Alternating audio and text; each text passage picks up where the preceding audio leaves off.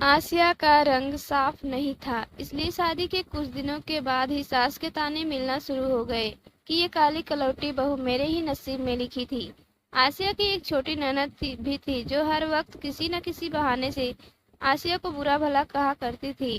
ایک دن آسیہ کچن میں کام کر رہی تھی، اس کی نند کچن میں آ کر کہنے لگی، ارے بھابھی، یہ آپ ہو؟ میں نے سمجھا کہ کام والی بائی پیاز کاٹ رہی ہے۔ آسیہ نے مڑ کر اپنی نند کی طرف دیکھا، اس کے چہرے پر مذاق والی مسکراہٹ تھی۔ اس دن کے بعد سے آسیہ نے خود پر دھیان دینا شروع کر دیا تاکہ کوئی اسے کام والی بائی نہ سمجھے، کیونکہ کام والی بائی بھی کالی تھی۔ لڑکی چاہے گوری ہو یا کالی، اسے ایشور ہی نے تو پیدا کیا ہے، لیکن ہماری سوسائٹی نے آج یہ قانون بنا رکھا ہے کہ ہر کالے رنگ والی لڑکی کو بیچاری ساری عمر دوسرے لوگوں کا مذاق بنتی رہتی ہے۔ ایک دن آسیہ اپنی بہن کے یہاں جانے کے لیے تیار ہوئی تو اس نے لال رنگ کا ایک خوبصورت سوٹ پہنا، تھوڑا بہت میک اپ بھی کر لیا۔ وہ حقیقت میں دیکھنے میں فریش اور اچھی لگ رہی تھی۔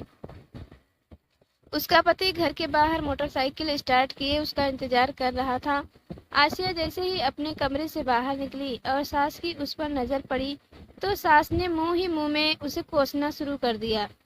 ایک تو ایسا کالا رنگ اور پھر لال سوٹ، ارے بہو، کچھ تو اپنی لاج رکھ لیتی، جاؤ اور کوئی ہلکے رنگ کا سوٹ پہنو، یہ تم پر بالکل بھی اچھا نہیں لگ رہا ہے۔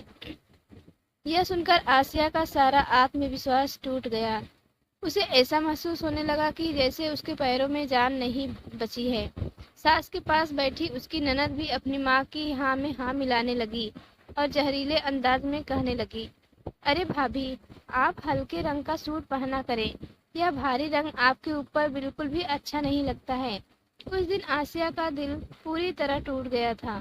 وہ باہر کھڑے اپنے پتی سے یہ کہہ کر کمرے کے اندر چلی گئی کہ میں 5 منٹ میں آتی ہوں۔ تھوڑی دیر کے بعد جب وہ کمرے سے باہر نکلی تو اس نے ایک براؤن رنگ کا سوٹ پہن رکھا تھا، چہرے میک اپ سے خالی تھا اور آنکھوں میں آنسوؤں کی ایک لڑی۔ کچھ دنوں کے بعد نند کی شادی لگ گئی اور اس نے سوچا کہ میں آسیہ بھابھی سے اپنی ساری بری باتوں کی معافی مانگ لیتی ہوں، لیکن اس دن آسیہ تیز قدموں کے ساتھ کمرے سے باہر نکل گئی۔ باہر صوفے پر بیٹھی ساس آسیہ پر بڑبڑا رہی تھی کہ ہائے، یہ کالی کلوٹی بہو میری ہی قسمت میں لکھی تھی۔ جب رشتہ دیکھنے گئی تھی تو پتہ نہیں کون سا میک اپ کر لیا تھا اس چڑیل نے، مجھے کیا معلوم تھا کہ یہ اتنی کالی ہے کہ توا بھی اسے دیکھ کر شرمائے۔ آسیہ اب ساس کی ان کڑوی کسوٹی باتوں کی عادی بن چکی تھی۔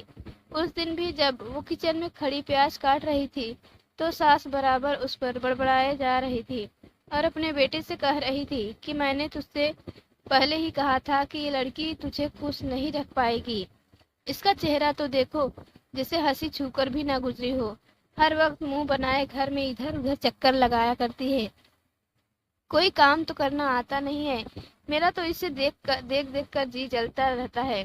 پتی بھی معصومیت سے بولا کہ ماں، میں خود بھی اسے کہا کرتا ہوں کہ خوش رہا کرو، تمہارے پاس کس چیز کی کمی ہے، مگر یہ میری سنتی ہی نہیں۔ ارے اگر نہیں سنتی تو بھگاؤ اس کو اپنی زندگی سے، اور بھی بہت سی لڑکیاں مل جائیں گی میرے شہزادے کو۔ اسی وقت گھر کے دروازے پر دستک ہوئی اور ایک مہمان گھر کے اندر آئے۔ مہمان کے آنے سے ساس کی زبان رکی اور شاید آسیہ کے آنسو بھی۔ ارے نہیں، آسیہ تو ابھی بھی رو رہی تھی، اس کی آنکھوں سے برابر آنسو نکلے جا رہے تھے، شاید پیاز کڑوا تھا یا پھر ساس کی باتیں۔ آنے والا مہمان کوئی اور نہیں بلکہ آسیہ کی نند تھی، جو شادی کے بعد آج پہلی بار گھر آئی تھی۔ آسیہ صبح سے کچن میں اکیلی کام کر رہی تھی۔